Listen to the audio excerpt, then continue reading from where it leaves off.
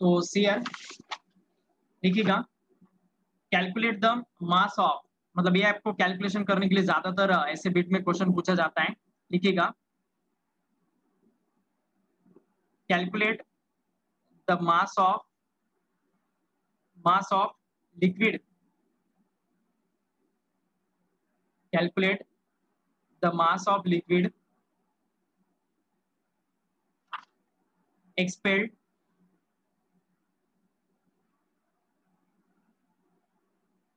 expelled। तो आप देखिएगा ये कैसा रहेगा केस। इस केस में क्या करना है, अब when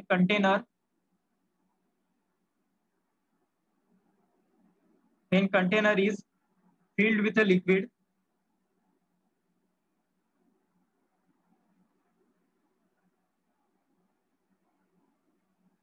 up to top, मतलब एक कंटेनर रहेगा, सपोज ये कंटेनर है और इस कंटेनर के ना डायरेक्ट आखिरी एंड तक हमने वाटर को फिल किया है, इसे रोके, मतलब पूरा लिक्विड फील्ड है इस कंटेनर के टॉप मोस्ट लेवल तक। अब अगर हम इसको हीटअप करना स्टार्ट कर देते हैं तो फिर क्या होगा बताओ मुझे इस केस में। अब इस केस में इनिशियली दोनों का भी वॉल्यूम सेम है, लिक्विड का भी और कंटेनर का भी, दोनों के वॉल्यूम में कुछ भी चेंज नहीं है क्योंकि दोनों भी कट टू कट हमने फिल किए हैं। ओके, अब जैसे ही मैं इस सिस्टम को हीटअप करना स्टार्ट कर दूंगा तो सबसे पहला प्रोसेस क्या होगा, ये एक्चुअल लेवल ऑफ लिक्विड मतलब ये हमारा ए पॉइंट है, जैसे मैंने आपको प्रीवियसली बताया था ये हमारा ए पॉइंट है। अब पहले क्या होगा, ए पॉइंट से थोड़ा लिक्विड नीचे चला जाएगा कंटेनर के एक्सपांशन की वजह से। ओके, कंटेनर का एक्सपांशन खत्म हुआ, अब किसका एक्सपांशन स्टार्ट होगा, लिक्विड का। तो उस एक्सपांशन की वजह से क्या होने वाला है, ये लिक्विड राइज होने वाला है और सी लेवल तक जाने वाला है। अब ये सी लेवल डेफिनेटली कंटेनर के बाहर रहेगा, इस वजह से ये वाटर क्या होने वाला है बताओ, एक्सपेल्ड होने वाला है। ये वाटर इस कंटेनर को छोड़कर बाहर निकलने वाला है, इसे रोके। ठीक है, तो अब कितना मास ऑफ वाटर एक्सपेल्ड होगा ये हमें निकालना है, how much mass of the liquid is expelled. Okay, in this process ये हमें निकालना है, इज ओके। समझ में आ गया कंसेप्ट। कंटेनर को फुल्ली हमने फिल किया है, इनिशियली दोनों का भी वॉल्यूम सेम है, कंटेनर का और लिक्विड का। जैसे हमने इसको हीटअप करना स्टार्ट किया तो कुछ ना कुछ वॉल्यूम एक्सपेल होने वाला है। ओके, और वो वॉल्यूम किस लेवल के साथ इक्वल आएगा बताओ मुझे, कितना लेवल का लिक्विड एक्सपेल्ड होने वाला है बताओ। ये हमारा प्रीवियस डायग्राम आप आंखों के सामने लाओ, इज इट ओके। पहले लिक्विड का ओरिजिनल लेवल इस डायग्राम में ए था। ओके, फिर वो ए से बी गया, नीचे गया, और बी से फिर वो सी की ओर गया, इज इट ओके। तो आप मुझे यहाँ पर सोच समझ कर बताओ कि जो हमने नीचे कंटेनर का डायग्राम निकाला था उसमें A to C level container के बाहर जाने वाला है, B to C level container के बाहर जाने वाला है, या ए टू बी कंटेनर के बाहर जाने वाला है। Tell me which level of liquid will expelled out of this container, A to C, A to B या B to C, कितना लिक्विड लेवल बाहर जाएगा बताओ मुझे। सभी स्टूडेंट आंसर देने की कोशिश करो।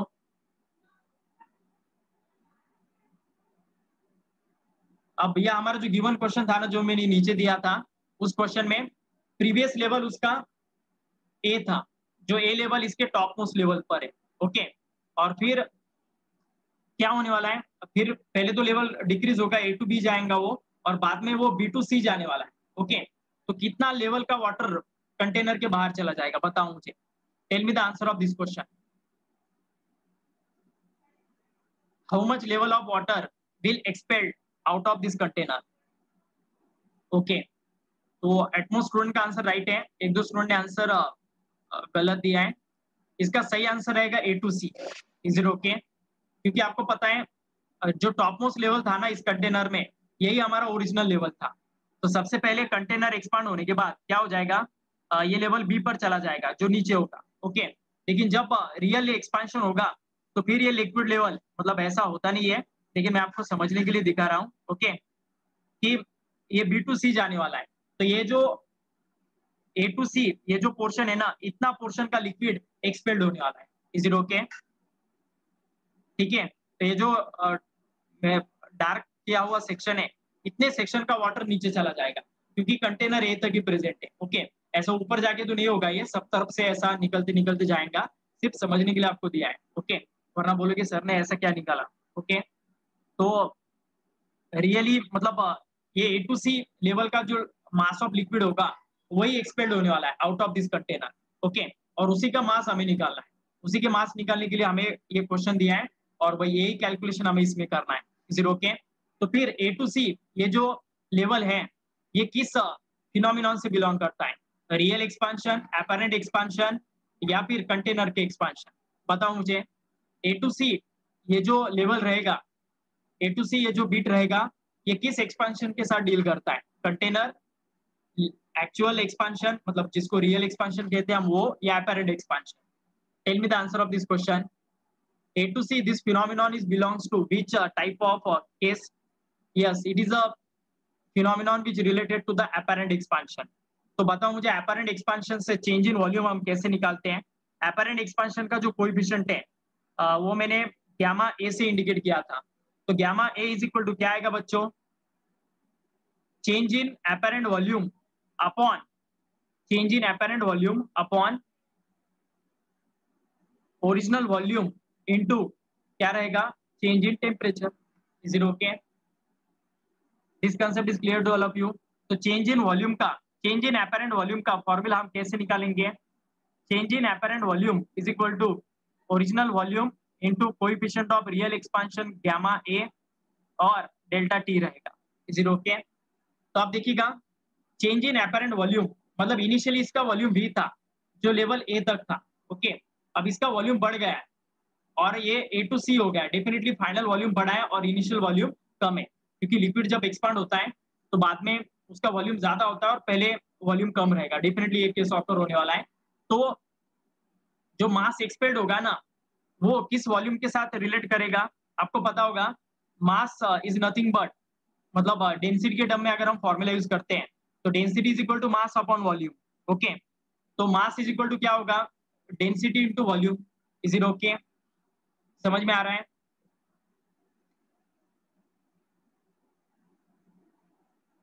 Density is equal to mass upon volume होगा, तो mass is equal to density into volume रहने वाला है। Is it okay? तो अभी हमें मास किसका निकालना है? लिक्विड का जो एक्सपेल्ड होने वाला है, और जो लिक्विड एक्सपेल्ड होगा ओके उसका वॉल्यूम मतलब ये अपैरेंट वॉल्यूम है, अपैरेंट चेंज इन वॉल्यूम है। Is it okay?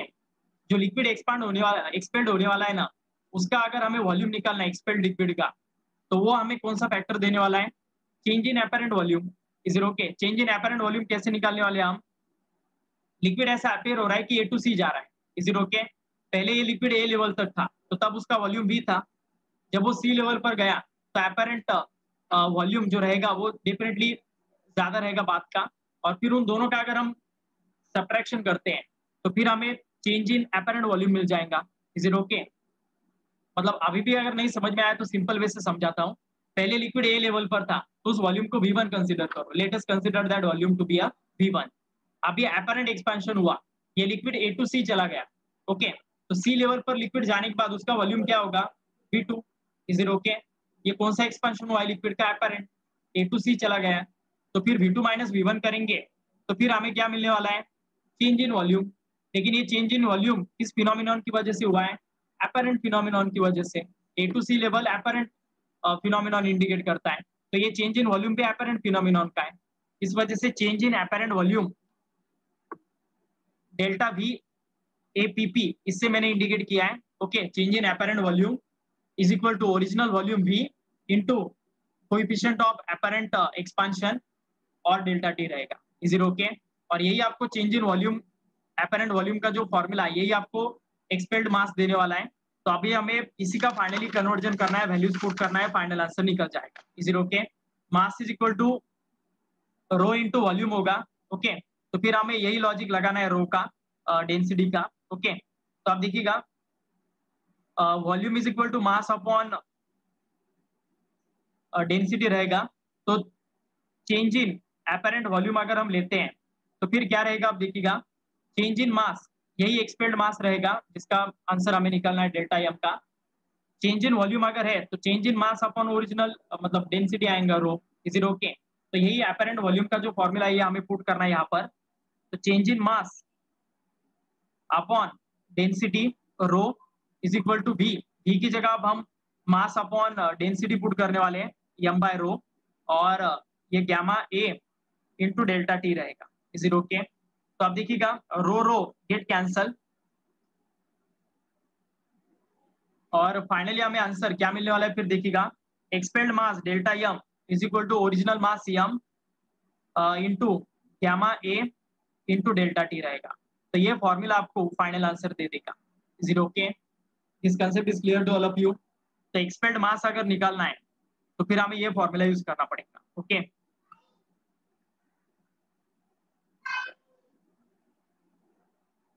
लिख लो लगा। तो डेल्टा एम मतलब एक्सपेल्ड मास, वही हमें निकालना था।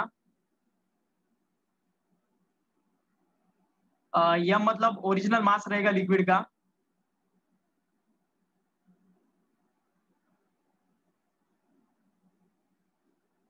और मुझे नहीं लगता है गैमा ए और डेल्टा टी आपको बताने की जरूरत है। डेल्टा टी मतलब चेंज इन टेम्परेचर रहेगा, और गैमा ए मतलब कोएफिशिएंट ऑफ एपरेंट एक्सपांशन रहेगा। Is it okay? ठीक है, मैं फिर से एक बार एक्सप्लेन करता हूँ, सिर्फ कंफर्मेशन दीजिएगा कौन से बिट तक कहाँ तक समझ में आ गया है। सीयर, सबसे पहले देखिएगा हमें मास ऑफ लिक्विड एक्सपेल्ड निकालना है।